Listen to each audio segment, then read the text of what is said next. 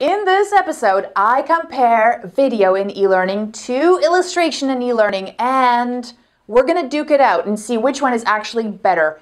I can't wait to hear this debate in the comments.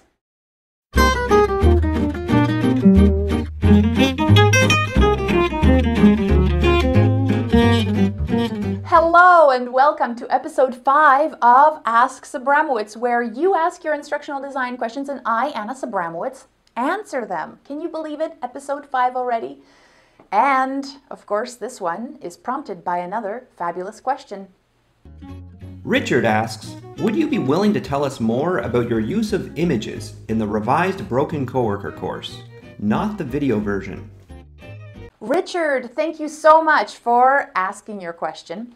Now, I think that before I delve into my answer, I have to give some of our viewers a little bit of a background on this project. So, Broken Coworker is a demo piece that we did for Articulate. And what we did is we basically created a choose your own adventure while overcoming bullying at work kind of thing. And you can actually check it out. There'll be a link to it at the bottom here. So what happened is, this is the initial piece. Here we go. Yes. Now, Ryan, who is my creative director, is very focused on scalability. Imagine that. I'm glad he's around because I'd be all over the video all the time. So he thought about what could we do to reproduce this project and make it as engaging and as meaningful, but something that would give us a little more flexibility as far as being able to create more modules, not being restricted by space and time. And here's the result. Hopefully you see some similarities. Now, I was a little bit hesitant about going in this direction because I had never worked with a professional illustrator before. And we worked with somebody who was just fantastic. And Ryan, after the project was over, actually collaborated on a blog post that went into a lot of the details of the development, which I suggest you also check out. So I've got tons of resources for you on this one. And that link will be in the bottom, in the description of the YouTube video. And if you want to Google it, the name of this article is "Consider This Before You Design E-Learning, an Interview with an Illustrator." What's really cool about that post as well is that Ryan actually showcased all the interactions that happened with Nate in Basecamp. And I love Basecamp, and you know this because I talk about it in one of my tools that I use to collaborate with teams. And so there's a really awesome breakdown as far as the collaboration, and also I show you how I structure that in this video here. Yeah, so I mean, when I thought about the scalability of this, that's never really on my mind.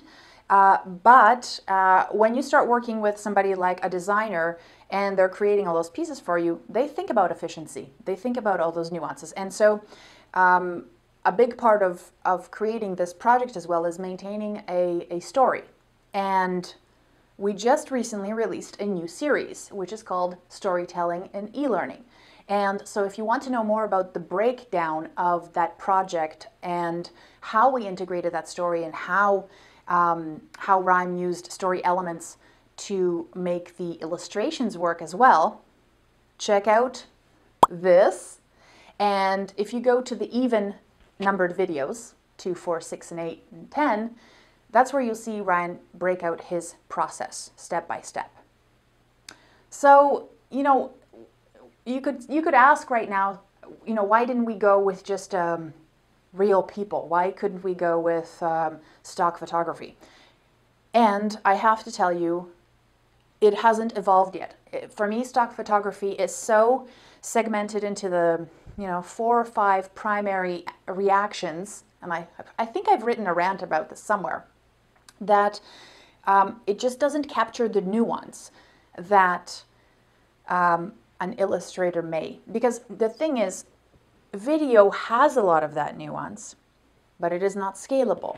So when we started working with the illustrator, he was able to do those small little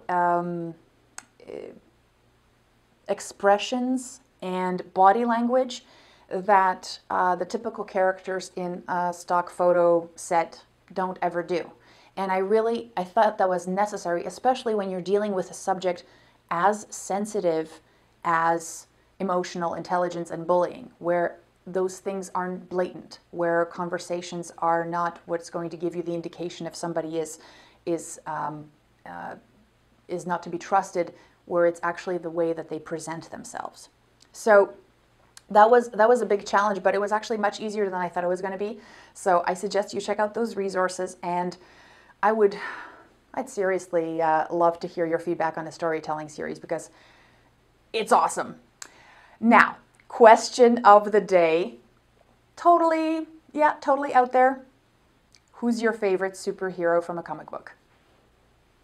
I want to hear your answers in the comments below. And also, don't forget, ask your question using hashtag #AskSabramowicz on Twitter, and don't forget to subscribe.